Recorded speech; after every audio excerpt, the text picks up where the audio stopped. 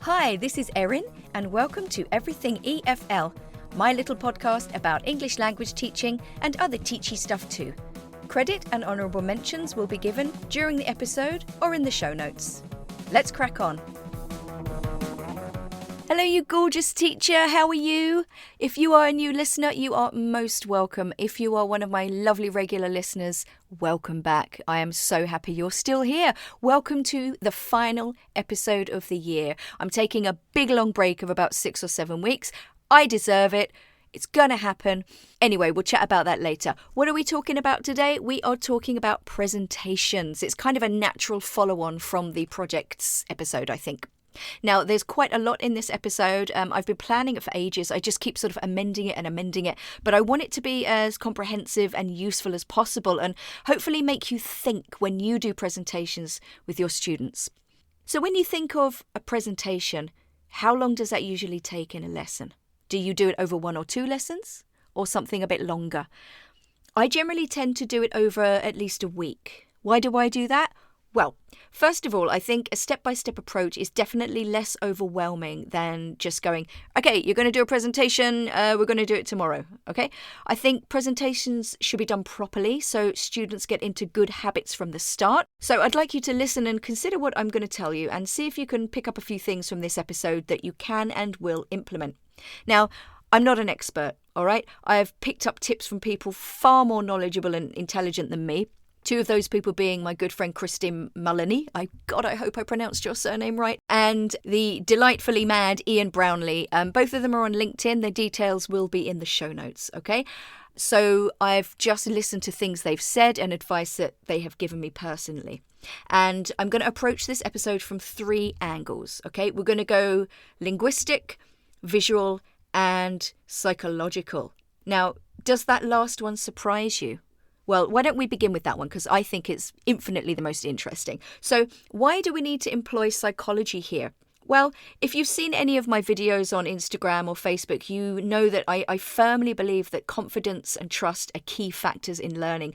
These things need to be in place before students feel comfortable mentally to really just let go, speak, ask questions. You know, you're freeing up their brains to learn because the stress that maybe was there at the beginning isn't there now. And I would also say, don't underestimate the fear that presentations instill in some people. Now, a perfect example is just a few weeks ago, I had an adult student. She is around the age of 27, I would say. Great English, but not very confident. And the reason why she was nervous about doing a presentation in our class was because the last one she did, her teacher told her it was crap and it was like an elementary presentation. Now, I actually put this in one of my videos a few weeks ago, and you probably saw I was like visibly upset and angry. Anyway, that's another podcast. Let's keep on track here. So my question to you is, do you ever ask your students how they feel about giving presentations? I always do, okay? And you get a lot of negative answers. I feel nervous. I don't like them. Okay, let's dig deeper. Why? There's always a number of reasons, but it generally stems down to fear. You know, it could be fear of looking stupid. A lot of students are not confident with their pronunciation. Judgment from the teacher or their peers, or maybe they're just generally quite shy and they just don't really speak that much, like in English classes, and now you're expecting them to stand up in front of their entire group and speak. You might as well be asking them to do it naked. That really sounded much better in my head. So advice? Well, okay. I always say, with anything that's kind of overwhelming, my mantra is everything is a process. So if you're looking at a mountain, how are you going to climb it? You break it down into manageable chunks, which is why doing it over a slightly longer period of time is good. You can approach the presentation bit by bit, and it also gives you a chance to address breathing. Okay, now we'll talk about that a little bit more in the pronunciation section, but you can also think about breathing in the way that, good breathing practices helps to calm and center yourself and your students. If you teach them how to breathe before the presentation, do it with them. Maybe incorporate it into your lesson, like every morning or every other day, you start or you finish your lesson with a little bit of breathing. Just before they do it for real in the presentation, it won't be something new that they haven't tried before or they've only tried once. They'll be well used to it.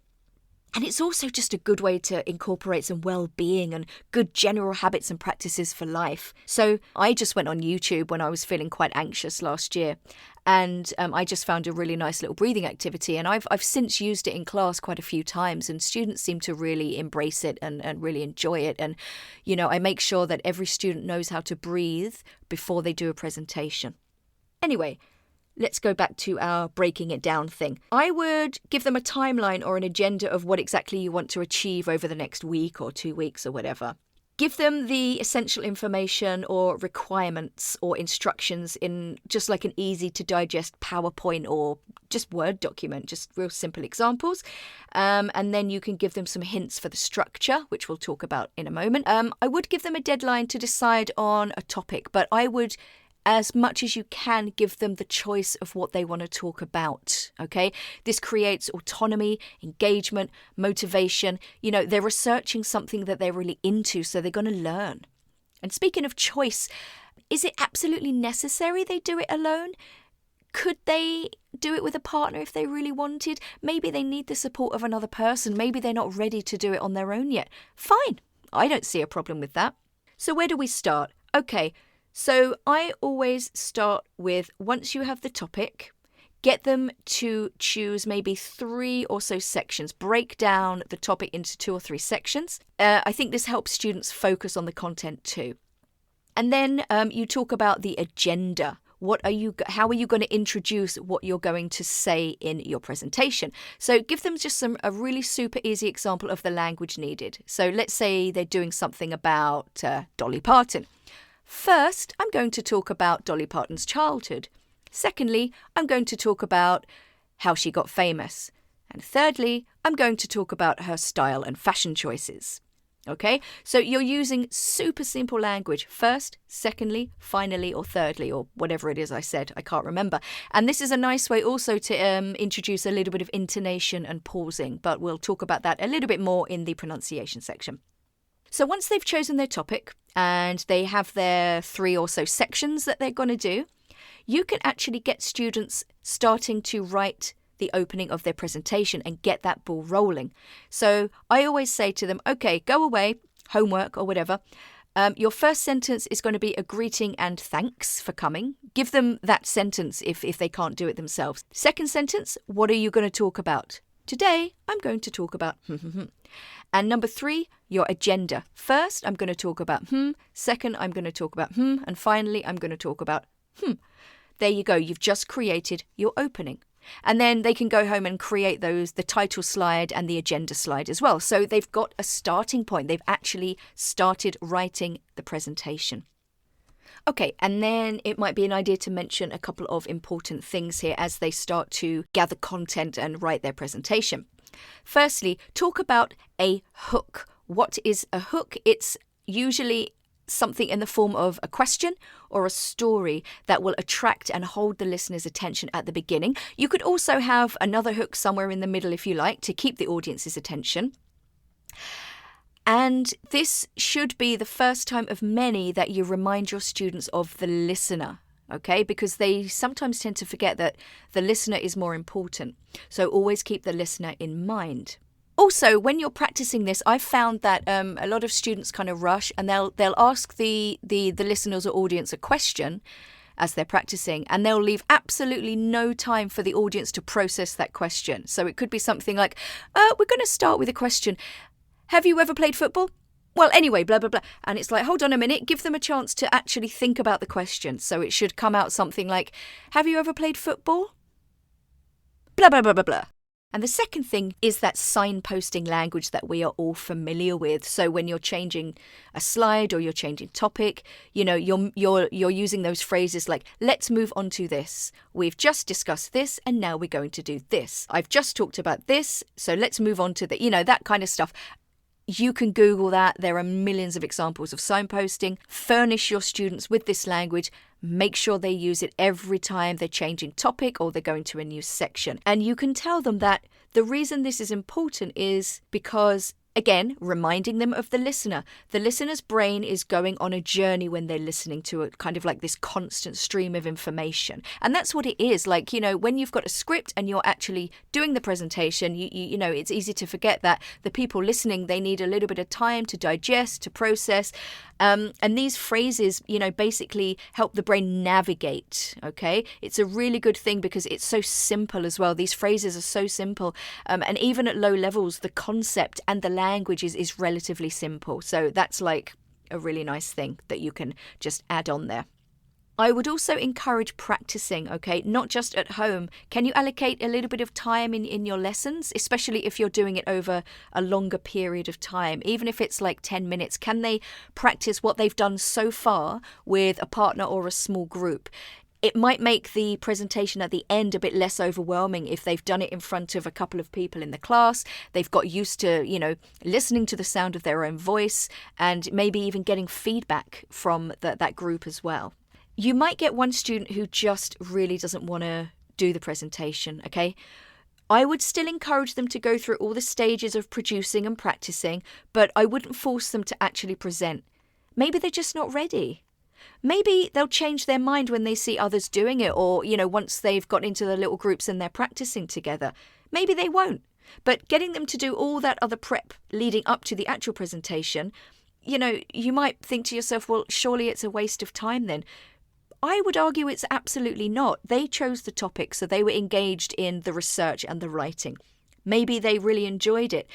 They've learned something and, they've learned how to breathe as well if you choose to incorporate that into your plan. So, yeah, just, food for thought, guys, food for thought.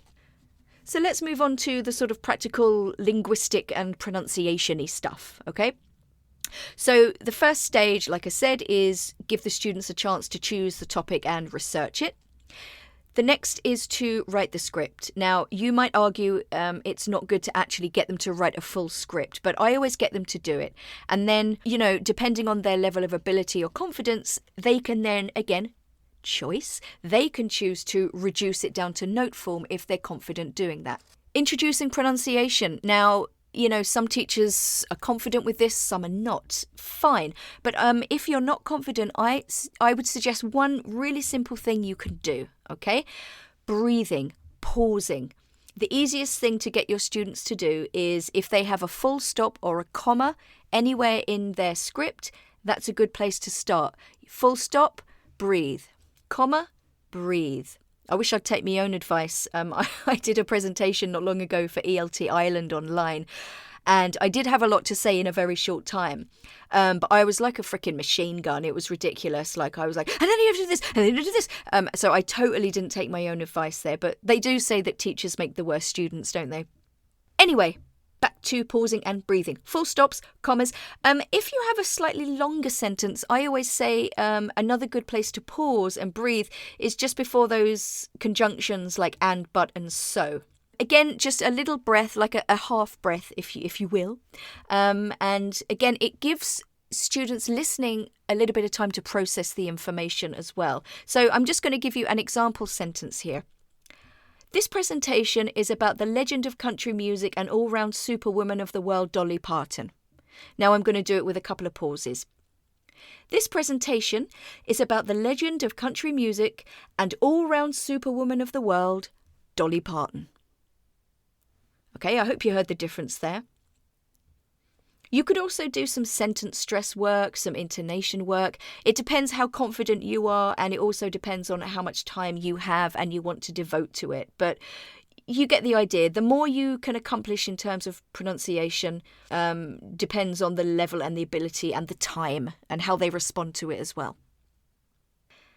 Okay, on to visuals. I asked Ian Brownlee for some advice, and he gave me 5 really simple, no-nonsense pieces of advice. Some of these may seem obvious to you, but they might not be to your students. How many students have created PowerPoints? Not all of them.